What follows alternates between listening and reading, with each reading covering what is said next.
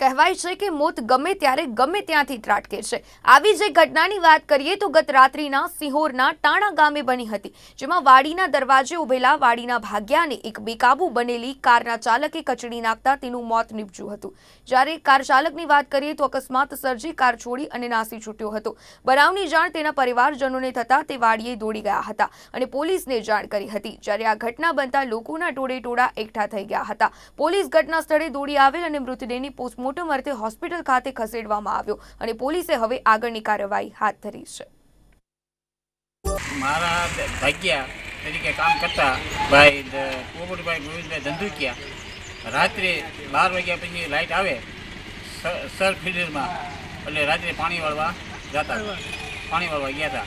દરવાજો ખોલતા હતા, રોડથી 10 ફૂટ આગળ ત્યાં સ્વિફ્ટ ગાડી અજાણી આવી અને ભાઈને ઝપટમાં લઈ લીધા। દરવાજો તોડી નાખ્યો, જાળી તોડી નાખી અને દાદાને ગાડી નીચે દબાવી દીધા અને ભાંગીને કચરો દાદાનો થઈ ગયો।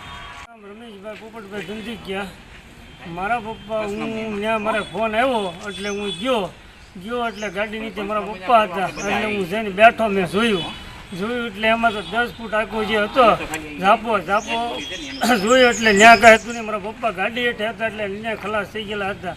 એમની સ્થળ ઉપર ગયા ત્યાં ખલાસ થઈ ગયેલા હતા।